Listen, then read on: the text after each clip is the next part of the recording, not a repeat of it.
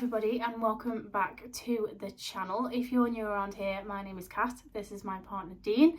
We have recently just finished a California series on the channel. It's our first sort of venture into vlogging, and you guys asked to sort of get like a trip breakdown, what we thought of the places, a little haul of everything that we bought. So you asked for it, you're gonna get it. We're gonna tell you what we thought of every place, things that we wished we'd done that we didn't get to, some of the things that we bought. So stay tuned to find out our full trip review. So first things first, we booked the trip with Travel Planners. They're a online only based travel agent. First time that we've used them, I cannot fault them. I actually booked this in March. I had 5 days where I wasn't allowed into work because I tested positive for COVID. So I took those 5 days to plan this trip, and our advisor was called Paul. He was so helpful. He must have been so sick of talking to me by the end. He was stressed out over us. He'd come back with an itinerary, and then I'd look at it whilst I was off work and sort of research the places. Did we want to go there? Does it fit? Etc, etc. And he came back with a new itinerary if I wasn't happy with one of the hotels or how long we were in each place. He came back within 1 or 2 hours with a new itinerary, fixing it. How do you think of this? Let me know what you think. He was really helpful. His name was Paul. The only thing maybe is they didn't sort of get in touch with us just before the trip, just to say, you know, do you have any questions, anything before you go? Do you feel like you're all ready? Is there anything we can help you with in that sense? And they didn't get in touch afterwards to see if everything went well, but it did. So it's not like I didn't have an opportunity to complain about anything. Every hotel that we turned up at, they knew our booking, everything was correct. So I can't fault them. They're called Travel Planners online. I'll leave the link in the description. So our first stop of the trip was San Francisco. We flew from London Heathrow direct to San Francisco Airport, and we stayed there for 4 nights. So Dean, what was your thoughts on San Francisco?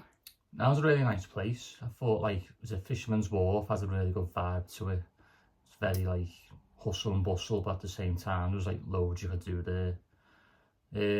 Golden Gate Bridge was like a lot bigger than I expected when you see it on films and photos. Yeah. It doesn't really do it justice. You have to see it with your own eyes to like think, wow, that's a big bridge. Yeah. I really liked the little boat tour that we did. We did it spontaneously. It took us under the Golden Gate Bridge and then around Alcatraz. I did really enjoy that. And that brings us on to the fact that I do wish we'd visited Alcatraz. I know in the vlogs I was saying that it wasn't a priority and, you know, if we get time we might do it. But now that I've been and I didn't go, I do wish that we had gone to Alcatraz. I wish we'd sort of boxed off time. Some of the photos you see from it look really interesting. I really loved Pier 39 and again Fisherman's Wharf. The touristy bits, I think there's a reason they're a tourist hotspot. I did really enjoy them, and I loved watching the sea lions. Yeah. They were really fun. The other thing that I wish we'd done was hire bikes and gone across the Golden Gate Bridge on the bikes. Dean probably wouldn't have been a big fan of that because he doesn't like bridges or heights, but I do wish we'd done that. I think the bikes were a really nice way to sort of explore that Presidio area around by the Golden Gate Bridge. And I also wish that we'd had time to go and visit the Walt Disney Family Museum, because that looks really good. So I knew that was there, and again it was in my head of one of those things that we could do, but we had like 3, although it was 4 nights, it was just 3 full days. It just was not, an extra day, like. Yeah, an extra day or 2 at least. The other thing that I found quite tricky with San Francisco was the public transport. The cable cars, we thought, because they were right outside our hotel where they left from to go down to the wharf and things, we thought we were all set, but they are more of a tourist attraction than an efficient way of travelling around. There's big queues to get on them and stuff. Early morning you're fine. We were fine to get down to the wharf, but then getting back. On one of the days you had to wait like an hour. Yeah. But the other thing with San Francisco is we didn't feel particularly safe after dark. There was a couple of evenings where we were out. I was out taking sunset photos of the bridge and things, as you saw from the vlogs.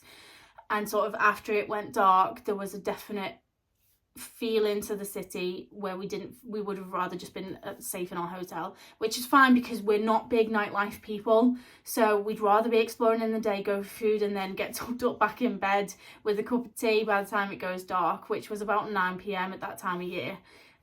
So it wasn't a big thing for us. It's just that obviously I was out taking pictures of sunset and then getting home in the dark.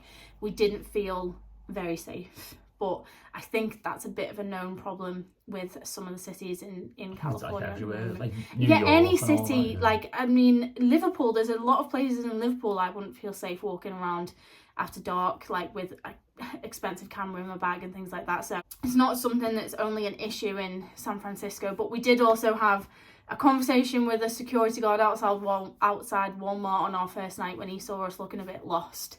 And he sort of gave us a stern warning of areas not to go to, and not just in like, oh, it's a bit shady around there. He was like, do not go to those areas after dark. But in the day, I did really love San Francisco, as you can see. You had nice weather as well, didn't you? We did have nice weather. Windy, it was windy and the wind was cold, and we didn't get any of that atmospheric fog that you see in San Francisco. I burnt my face on the first day. I was like Ross off Friends, honestly. Yes, this is one of the things that we bought in San Francisco. I got my San Francisco jumper that you've all seen in the vlogs. I absolutely love this. It's so cozy. I love it. Dean also bought a California Republic top. And then also I got a t-shirt that I haven't actually worn yet, just with San Francisco on it. I was looking at the jumper version of this, but then I liked this jumper better, so I got the t-shirt version of that. And then because I do collect them, I did obviously also get myself a Hard Rock Cafe San Francisco pin with the Golden Gate Bridge on. So that's everything that we bought in San Francisco. We didn't eat in Hard Rock, did we? Not in San Francisco, no, we didn't eat in the Hard Rock, we just got a drink.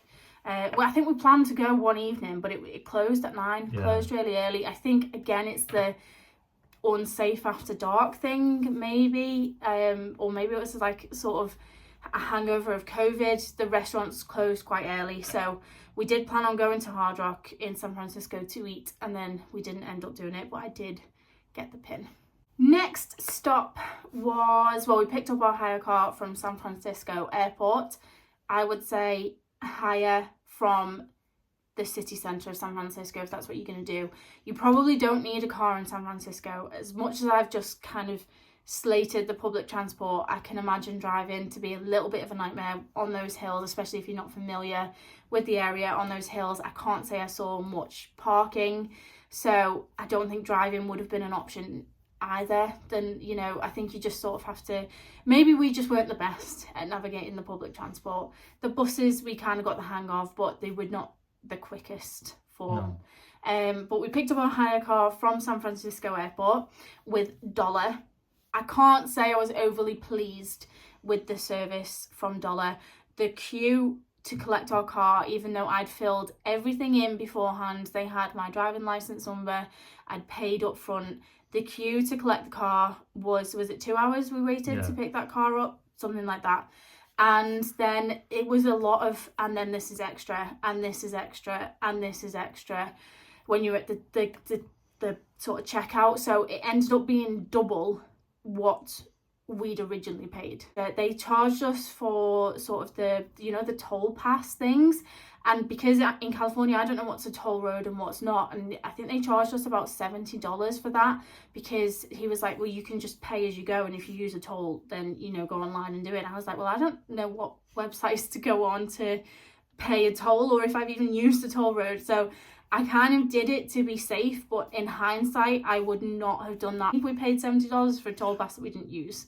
That's as valid though, just in case. Yeah, that's what we thought. We didn't want to get fines. And obviously I don't know what's a toll and what's not, or how to pay them, but it was a lot of, and then the compact eco car was definitely compact. Like, we thought, oh, you know, compact in America is going to mean something different to compact over here. It may as well have been a smart car. Like a size like a Fiat 500. Yeah, it was very tiny. We could only fit one case in the actual boot. The rest had to go in the back seat. And as I discussed in the vlogs, like when you're doing a road trip and you want to get out and explore the places that you've stopped, taking the views, go down to the beach and everything, and you're leaving your cases on display. It's just not possible, really. I wasn't going to do it. I wasn't going to take a chance. So when they say compact with dollar hire car, they're not joking. And having recently used, who did we use in Canada? Enterprise.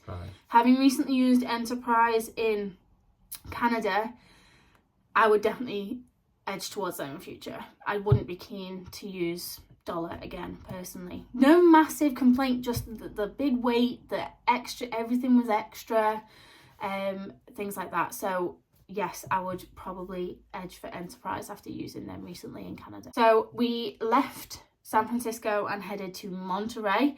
We only stayed in Monterey for one night, didn't we? I wish we'd done longer in Monterey. Yeah, we didn't even see half of it, really. We didn't. Because we kind of went on a mission to go to those Midway Cove Falls for sunset, which was amazing. I flew the drone, took one of my favourite pictures I've ever taken. I'm glad we did it, but it did take away from our time exploring the town of Monterey, the Fisherman's Wharf there, and doing also the 17-mile drive. Now, I've kind of kicked myself because if you watch the vlogs, you'll see that we got up one sort of morning in Monterey. We got up, we had breakfast, and we tried to head to a state park, which was full. You couldn't park there, and the walk was going to be an hour's walk in and an hour's walk back out again, and then walking around, and we wouldn't have had time for that. So I kick myself because I forgot, even though I'd researched before I went and I knew it was there, I forgot about the 17-mile drive in Monterey, and that would have been the perfect thing for us to do that morning. So I kick myself. Somebody did comment as well, like, why didn't you do the 17-mile drive? And I was like, don't, because I don't know how I completely forgot all about it. I think it was just, you know, one of those things. I just forgot that it was there. And I wish we'd stayed a bit longer in Monterey. Our hotel was nice. It had a pool and a hot tub and stuff. Just didn't get time to use it. So that was what we thought of Monterey. Give yourself more time than you think. And definitely explore like the Fisherman's Wharf and stuff down there. They've got sea lions in Monterey and things like that. And that 17-mile drive looks amazing. And don't forget that it's there like I did. Our next stop was San Luis Obispo, which was the other end of the Pacific Coast Highway. I can't fault the Pacific Coast Highway. It was beautiful, and I'm glad that we drove it from north to south, because then we were on the right side of the road and there was no sort of cars or other side of the road obstructing it. If you drive it the other way, you're on the right hand side, there's a whole other lane of traffic between you and the view. So my advice would be drive it north to south. That was something our travel planners Paul told us to do, and I'm glad that we took his advice on that. I just wish that the weather had been a bit better. Somebody did get in touch in the comments with that video where I was talking about the cloud and whether we got unlucky or not, and said that she had a name for it. I feel like she lived local and she called it, like, I can't remember now, but I think it's a common thing that time of year, like end of May mist or something she called it. And I think it's just when the weather starts warming up, the cold air from the sea blows in and you get that low cloud fog. I just wish we'd had clear views, because we did kind of see it the day before and we knew how spectacular it was, and we just couldn't see it. Yeah, unlucky. And we really enjoyed stopping off to watch the elephant seals. That was towards the end of the Pacific Coast. But it's not the end. When I say the end, I'm sort of referring to like the end of our journey on it. It does run the whole way down to California. But it was more towards San Luis Obispo that we stopped off at that beach to see the elephant seals, and they were just as much fun to watch as the sea lions. Just nice to see them like doing their own thing in natural environment on the beach, shedding their fur. It was really cool to see. And then we made it to San Luis Obispo, and that little city took us by surprise, didn't it? It was a little hidden gem, wasn't it? Yeah, we really liked the little atmosphere down there. Dean stumbled across a really nice pizza place. Was it Woodstock Pizza. Pizza. Yeah. I was looking on the map at like all like restaurants. There was quite a few on there, but obviously we both enjoy eating pizza. And when we rocked up to the place, we were surprised at like what it was inside, weren't we? Yeah, it was for sort of our age range. sort of sports bar, college people in there. Like, I say our age range, we're definitely not college age, but do you know what I mean? It was for the younger crowd, if that makes sense. And I think that's sort of the vibe of the whole city, is it is a college city. I think they do have a university or college or whatever it is there. So they have a lot of students, which I think is what took us by surprise, really, is that it is kind of, it's not like a sleepy little coastal city like we kind of expected. Maybe that's just a lack of research on our part, and maybe it's not a hidden gem, and maybe everyone knows that it's really nice down there, but it was just not what we were expecting, and in a good way. It was just like this one main road, just the little downtown slow, and nice little shops, like an axe throwing place. I remember lights that from the trees, like them soft bulb lights yeah, and all that. It felt like holiday there. And that ice cream place in San Luis Obispo, what was it called? Night Creamery.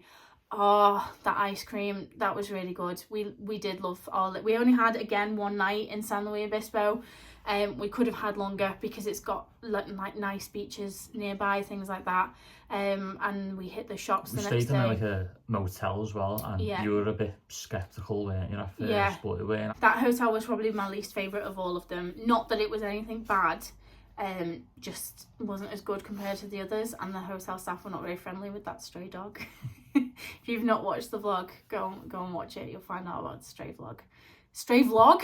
Stray dog. Next stop was Los Angeles. Now, I don't dislike Los Angeles, but it was probably my least favourite stop of the trip. It's one of those places kind of like Vegas for me. I'm glad I've seen it. I'm probably not going to be in a hurry to return. Like, I would go back if the opportunity presented itself. I'm not saying it was awful, I'm never returning. But it's not, I'm not going to be like, I want to go back to Los Angeles. It was incredible. It's just not my type of place. What did you think? I think you were kind of with me. Like, you're glad you've seen it. I think the hotel we stayed in was quite nice. The Moment Hotel. Yeah, it was good for the money. It didn't have a pool or anything like that. But it is a place, like, as you said, you wouldn't rush to go back. I wouldn't be in a hurry. There's things I wish we'd done that we didn't in Los Angeles. I wish we'd sort of gone to Venice Beach, but again, it's got mixed reviews. Apparently there's a lot of homelessness around there, and it doesn't feel the safest around Venice Beach. I wish that we'd managed to get up to the Griffith Observatory and gone to see the Hollywood sign a bit nearer. And I do wish we'd paid a trip to Rodeo Drive. Not to do any shopping, but just to see it. I think, like, I've been to Worth Avenue in Miami, which is sort of similar, and it's kind of cool to see it, you know. We did go to the Warner Brothers, didn't we?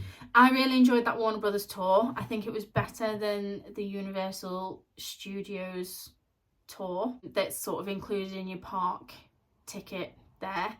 But I mean, it's included at Universal, so maybe it's not going to be as good. But I think Warner Brothers, like, you got to get off, you got to sort of walk into the sets. I think that had the edge for me, and I think maybe because Warner Brothers have made some of my favourite shows, like Friends, Big Bang, maybe that's why I'm edging it. Oh, Universal Studios. Hasn't got a patch on the Florida Universal. No, unfortunately not, in our opinion.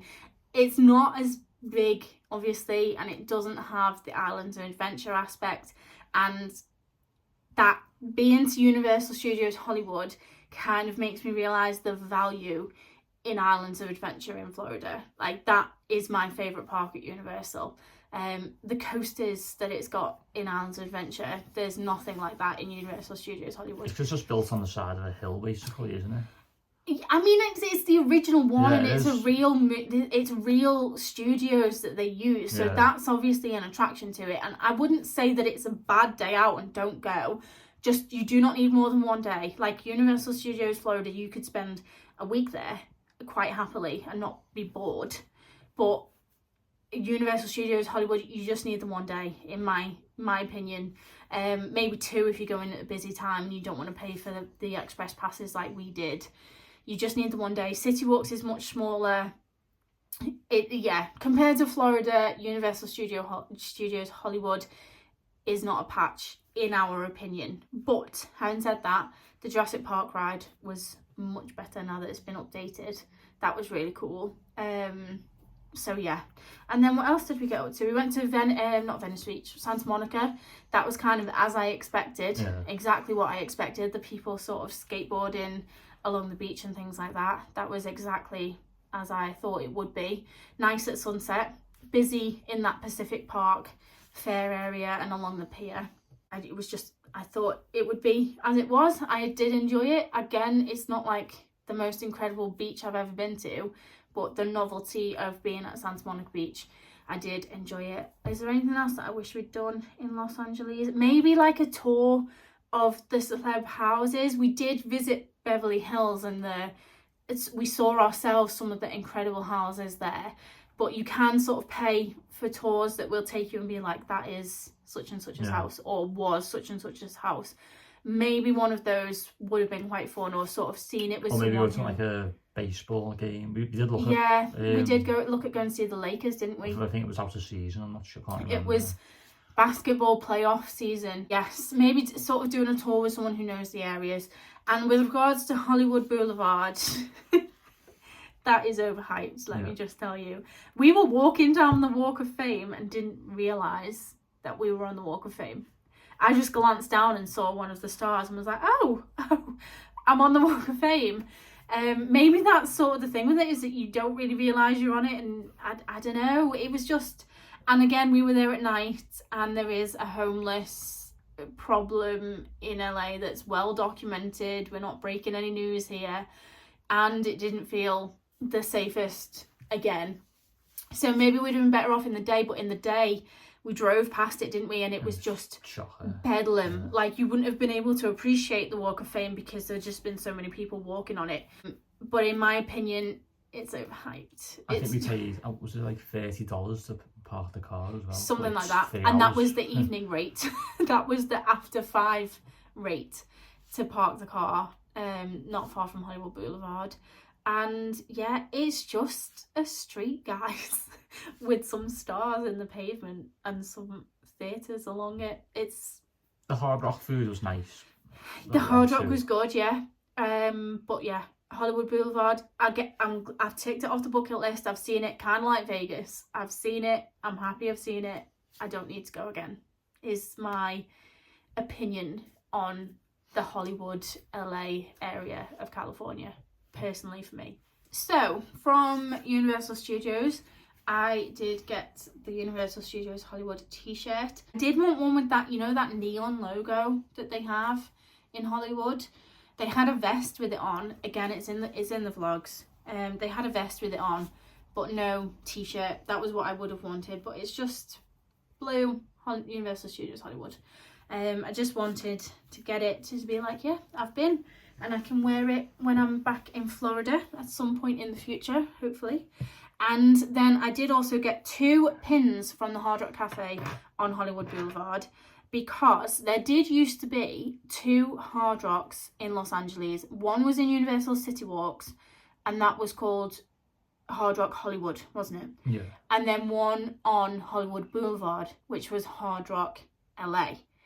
And they closed the one in CityWalks, and they argued, like, why is the one on Hollywood Boulevard called Hard Rock LA? So they had pins that said both Los Angeles, if that'll focus. So I got this one, it says Los Angeles, and it's got the California Republic flag, but the bear is playing the guitar. I thought he was quite cool. And then they also had ones that said Hard Rock Hollywood. So because they had 2 different sort of places on the pins, I thought, I was trying to choose between 2, and I thought, do you know what? So this is done like the Walk of Fame with the footprints and the handprints, and it says LA. And the other one is the California flag. So I did end up with 2 pins from one Hard Rock, but I could blag it and say that I've been to 2 different Hard Rocks. Yeah, I don't know why they closed the one in CityWalk, because there's would have thought it was being rammed. You'd have thought, but no, it was shut when we were there. So that's everything that we got. Oh no, I'm telling lies. We did get something else. We did want to get that travel mug with California all over it from the Warner Brothers tour, but we stupidly said, oh, we'll get it on the way out. And then on the way out, the Starbucks was shut. And then no Starbucks that we visited after that one had that travel mug, did it? No. So it's a sore subject, that one. But from the Warner Brothers studio tour, I did also get this. I got a few. This is just the Friends holiday armadillo. It's like a little Christmas tree ornament. But I just thought it was really funny. It's the holiday armadillo. But I did also get the purple frame that's on Monica's door, and a Central Perk coffee cup, and then also a turkey. You know the turkey that Joe puts on his head with the sunglasses? The turkey one. And I gave the coffee cup and the frame to Andrew, the Night Strider. He's a big Friends fan also. He asked for the coffee cup, and then I sent him a picture of them, and he said, I like both the frame or the coffee cup, so I got him both. Spoiled. And then I gave my sister the choice between the holiday armadillo or the turkey, and she chose the turkey. And I've already gifted them, like, we're so far away from this trip that they've already got them and took them home, so I haven't got them to show you. But this is the one that I've been left with, is Ross's holiday armadillo. That was from the Warner Brothers studio tour. And then to end our trip, we visited the Disneyland Resort. Where do you start? We had a fantastic time at the Disneyland Resort. We really did. We loved Disney's California Adventure. It's just a totally different park to any that we've been to in Florida or Paris. And then we also did really enjoy Disneyland as well, the original one, the only park that Walt himself has been to. The castle is small, but it's not any less magical. And in fact, controversial comment time, I'm going to vote Disneyland over Magic Kingdom. I think some of the layouts of the rides, the queue lines and stuff, like soaring and stuff, they were like a lot better than the... That was at Disney's California Adventure though. I'm talking like Magic Kingdom compared to Disneyland Park. And there is one main reason why I vote for Disneyland over Magic Kingdom, is because there's no blooming lake that you have to get the monorail around or the ferry across at the end of the night. I'm all for it on the way in. I love that ferry into the Magic Kingdom and the castle's getting closer to you. But on the way out, it is just a logistical nightmare. It's awful. You wait at least an hour, usually, and then you've still got to drive home. Well, you still got to get a tram back to your car, usually, and then drive home again. It's a nightmare. That does not exist in Disneyland, but it's just rocked up to like a trolley. Yeah, and they just took us to the car park. And we left at peak time, like just after the fireworks, and it took us 25 minutes to get home. Like you just can't do that from Magic Kingdom unless you're staying in the Contemporary or the Polynesian or the Grand Floridian. It's just, for me, that's the main reason. But it also just has the same magic, like, as Magic Kingdom does. Like, not being across that lake and far away from all the traffic and stuff didn't take away from the magic, and the smaller castle didn't take away from the magic, and it just felt a little bit more chilled. Yeah, I think they had restrictions still as well on capacity, didn't they? So it didn't feel like... it did feel a little bit more relaxed than Magic Kingdom. Don't get me wrong, like, I love Magic Kingdom and Florida, and I will be back, but for me, after that visit, my opinion is that Disneyland Park beats Magic Kingdom. Yeah, DCA and Disneyland both cemented themselves like firmly in my heart after that one little trip. 4 days, and it felt like we got everything done. There's nothing, we did do long days, but it was possible because of the cooler weather. We went end of May time, and it was enjoyable to be in for that long. We just had a bit of a chill out for a couple of hours in the middle of the day, didn't we? You couldn't leave Florida after 4 days, 3.5 really, because we did a half day down in San Diego whale watching. You couldn't leave Florida after 3.5 days and feel like you'd done it. No. And admittedly, there's 6 parks in Florida, plus Disney Springs and all the rest of it, and all the resorts to check out and everything. It's much bigger. But if you want a holiday that is not just Disney, go California. It took us 4 days, and we felt like we'd done it, and then we explored the rest of California. The other downside to California was the downtown Disney. It's nowhere near as big as No. Disney Springs. The restaurant offering is nowhere good. Nowhere near as good. The shops, there's not as many, and I don't think they're as good. And you have to pay the $30 to park. But that's probably the only downside. We really, really enjoyed our time there, and that's where we bought most of our stuff. So I'll start off showing you the things that I already wore in the vlogs, and that is the Spirit jersey. Finally got my hands on a Spirit jersey, first one I've ever owned. I saw someone with this on and I fell in love with it. It's got iridescent Mickey there, Disneyland, and then just like a Mickey head on the front. I was torn between sizes. Did I go big or did I go down? I think I went up, so I got a UK large, and I was torn between a medium and a large, and I kind of wish I got the medium. We were in the shop for about half an hour. I was trying them on, getting Dean to take a picture of me in the medium, getting Dean to take a picture of me in the large to see sort of which one looked better. And I went for baggier and cozier, and admittedly for like lounging around the house and stuff, this is going to be perfect. But for wearing to the parks, I think it is maybe a little bit on the big side. Maybe it's like stretched out a little bit. And also, the other downside to this is I've noticed some of the you're probably not going to be able to see it, but some of the iridescence is rubbing off it already, and it's been washed a handful of times, if that. And it's not been tumble dried or anything like that. So, yeah, they're here. You can see it on this. Do you see at the edges? So, for $70 odd that I paid for this blooming jumper, you would expect that not to happen, maybe, but it has.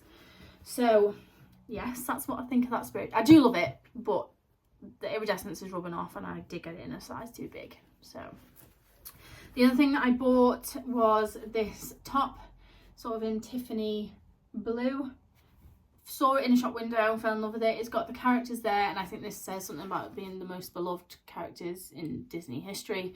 And then on the back, nice and big, it's got Mickey, Minnie, Daisy, Donald, Goofy, and Pluto. It's creased, it's just come out of the wardrobe, and it hasn't been worn yet. I'm saving it. I got this, I picked it up in a large and tried it on at home, and then we had to have a bit of a palaver taking it back and swapping it for a medium because the large was just way too big. But yes, absolutely love this. Glad I bought it, especially given that I might have an opportunity to wear it quite soon. And then the final thing clothing wise was just this black Disneyland t-shirt. It's got the D for Disneyland. You'll notice that the sort of writing is different for Disneyland and Walt Disney World. So that is the Disneyland D. The Walt Disney World D is Disney's signature one, isn't it? Yeah, like it's more swirly. Yeah. So that's the Disneyland D, and then on the back just got Castle and Disneyland. Just nice simple black t-shirt, not too in your face on this. Business in the front, party in the back. What else did we get in Disney? So you'll notice something distinctly missing from my head. If I'd bought a pair, I would have the pair that I bought on. I didn't buy any ears. None of them screamed at me like, you need to take me home. So I saved myself the money in that respect, and I didn't buy any ears. We did, however, buy quite a few Christmas ornaments. So starting off, if you watch my brother, The Night Strider, on YouTube, you'll know that we do have a family Disney Christmas tree. So I had to get some ornaments. So this was the first one. It was nice and flat to pack, which is why I picked this one. It's just Mickey in a Santa hat, and on the other side is some Christmas lights on a Christmas tree, and his little trim, if you can see, is sparkly. Very cute, very simple. Not got anything like this on the tree as of yet, so he'll be going on, and he was $17.99 plus tax. So I'll give you an idea of how much these things cost. They're not cheap. Next one that we got was Big Thunder Mountain, sort of as a Mickey hat. He's got sort of the mountain on there, the train going round, the little skeleton thing, says Big Thunder on it. This is a family favourite, Big Thunder Mountain. In fact, I think it was my first roller coaster that I ever went on. So family favourite, it's got to go on the tree. I don't think it's represented as of yet on the Disney tree. So that was one of the ones that we picked up, and he was $24.99. So plus tax, remember everybody, plus tax. Next that we got, this is the favourite one I think that we bought, was Tower of Terror. So the detail on this, it is hand painted. It says on it hand painted, so it's not perfect, but I think that's what adds to the character of it. So Tower of Terror there, and then on the back it's got the different scenes from the ride. So it's got, this is the end bit, that's where you end up in the sort of the gift shop. Yeah, the gift shop. This is the ghost scene where the little elevator doors open and you see the ghosts in the lift, and then this is sort of the Twilight Zone vortex thing that you go into just before the lift starts dropping. I thought that was, the detail on that I thought was so clever, like the way they've thought, like in the back of it you can see the scenes from the ride. Again, Tower of Terror is a family favourite. Never used to be. Used to absolutely hate being dragged on this as a kid. But yeah, so the painting in the windows is not perfect, but I think it's because I think it's meant to be like that, like it's hand painted. I think it adds to the character a little bit and kind of fits with Tower of Terror being a bit of a haunted house and everything, that it's not all pristine. And then last but not least, no, to be honest, I think this is the favourite one. This is mine and Dean's. So this will be going on our tree. But this is the only one that's sort of Disneyland themed specifically. So it's sort of the sign. This is like the road sign, and then Disneyland, Mickey and Minnie either side. And then if I pull this out, it does light up as well, sort of like the road sign would. And then it's got the same, it's hand painted again, but this one's pretty much perfect, I would say. But it was very cute, and like I said, it's the only one that's Disneyland themed specifically. Tower of Terror definitely isn't, because that isn't even in Disneyland, and Big Thunder Mountain could also be Florida. So that was the only one that we saw that was specific, there we go, specific to Disneyland, and I absolutely love it. I just thought it was really, really cute. Like you're driving into Disney, you see the sign in the car. And then last but not least in our little haul of things we bought from California is this mug. This is Dean's mug, which I have not even used yet. He's not used yet because I'm scared to use it. He's scared it's going to get broken. And I wish I bought this myself as well, to be honest, but I didn't see the point of getting two the same. But it's just a really lovely chunky mug with Matterhorn, the castle, Dumbo, the river, it's the storybook river thing that's there, the teacups. This is, it's in DCA, that. I think it's one of the like sort of Hollywood theatre things. The Cars ride that we didn't get to do because it was down for maintenance when we were there. And then the Pixar Pier, Incredicoaster and Soarin' as well. I just think that's really lovely. And then in the side there it says Disneyland. So he's not actually used it. It's been sitting up, hasn't it? It's just been sitting on the sort of windowsill like a decoration. The other things that I did bring home from Disney were lots of Mickey Mouse Rice Krispie treats, the birthday cake ones, and some peanut butter or peanut brittle. I've never had peanut brittle before, and it was lovely. Expensive because it was from Disney, but we bought it to watch the parade with, or Fantasmic with, or something, and it didn't get eaten, and I ended up bringing it home, and I enjoyed it with a cup of tea, like a little chunk of it every evening for like a couple of weeks, because it was quite a big bag, handmade in Disneyland. That's gone, so I can't show you that. And the Rice Krispie treats have also gone. And then my brother came back from Florida with more, and then they've also gone. So I do absolutely love those Minnie Rice Krispie treats, the birthday cake ones. They're the ones. So yes, if you enjoyed this little, we're forgetting the one thing that we haven't talked about. There's another part of the trip that we've not discussed. Your favourite part. Which? The whale watching. Oh, I know, I loved it. But... Dean felt really sick on that boat trip. Because it was a small boat and it was like that on the same spot. I had to ask the captain for like a bag because I thought I was going to throw up. I was oblivious. I was Just too busy whales watching jumping out the whales. water and everything. I'm just sat on the back with like a bag over my mouth. I'm like, oh. So we drove to San Diego specifically to go whale watching with the Gone Whale Watching team. I followed them on Instagram years ago. I think someone that I follow went on a trip with them, like an influencer, went on a trip with them. She lives in San Diego, and tagged them, and the footage that she got was just so good. And then I went on their Instagram, and their pictures, like I love seeing pictures of stuff like that anyway on my Instagram, so I followed them for that value, just for the things that they were posting, like interesting, amazing pictures. And then when we booked a trip to California, I thought, oh, maybe we could go on a trip with Gone Whale Watching. So we specifically went to San Diego for that reason. Now, I really wish we'd actually gone to San Diego for a good few nights. I mean, if time was unlimited and money was unlimited, we'd have been golden, wouldn't we, Dean? Yes, San Diego had a really nice feel to it, didn't it? Yeah. Admittedly, we only saw a very small, like, taster of San Diego. But maybe I would, if I went back to California, I would sacrifice time in Los Angeles for time in San Diego, because it just looks like such a cool place and it had a nice feel to it. And the whale watching was, as you saw from the footage, second to none of what I've ever done before with that breaching blue whale. Unbelievable.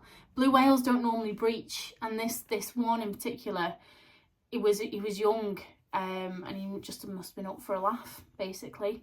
He just kept breaching about 6 times right in front of the boat. Unreal. So I was oblivious to him feeling sick. I was just in my own little world with my camera, trying to film it and take photos at the same time. It was amazing. We did also briefly see dolphins. I was hoping to see more dolphins because I love them just as much as whales. And I've seen, like, they put up a lot of videos where they're just surrounded by hundreds of common bottlenose, or those dolphins. They're just very popular in those waters. So I kind of expect, they almost acted like it was guaranteed to see them, didn't they? They were like, oh, you'll see dolphins. And we did. But it was a very fleeting, like, 2 dolphins, I think it was. And they were headed in the wrong direction, so we couldn't stay with them for too long. But the whales, we saw fin, minke, and a blue whale. Yeah, I think was what we saw. It wasn't the season for humpbacks, but yeah, absolutely incredible. So yes, if you enjoyed our little trip review and our haul, then please do give us a thumbs up. And I can actually tell you that as we're filming this now, our first vlog from our Canada series has just gone on the channel. So if you haven't watched that already, by the time this video goes up, then please do head over and check that out. Also, in 10 days time, on the 10th of November, Dean and I are headed to Disneyland Paris. So there will be more Disney vlogs to come on the trips. That's what I mean about that t-shirt. I might have an opportunity to wear it very soon. We wanted to go for the Christmas vibes, really. We just wanted some Disney Christmas magic. So we're just doing a quick little five days, but 4 sort of in the parks. You had a week off at the same time from work, so. And we just thought, do you know what, let's just do it. So more Disney vlogs to come, Disney Christmassy vibe vlogs. I'm sure you've all had your fill of Disney Halloween stuff by now from all the different content creators out there, my brother included. So we're going to try and bring you some Disney Christmas magic, and we're very excited. Hopefully it won't be too busy because it's really off peak. The French kids aren't off, the UK kids aren't off, and it's kind of that in-between season, not Halloween, not Christmas yet.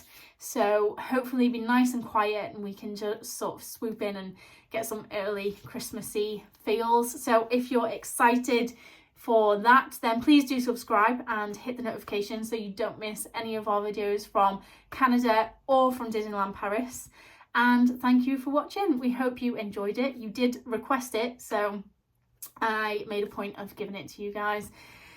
So yeah, thank you for all your support, your lovely comments, and also we might do a bit of a Disney Q&A when we get back from Paris, because we'll have done sort of 2 little Disney series kind of, and yeah, we could do sort of, so if you want us to do a Disney Q&A, then you can let us know in the comments, and I'll try and set up a way for you to get in your questions, and then maybe we could come up with some questions for each other. Yeah, like what we prefer. And... yeah, like a would you rather type situation. Yeah. difficult questions.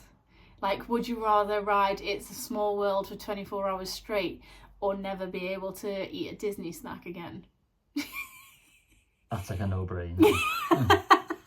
Never eat a Disney snack again? Yeah. Obviously not.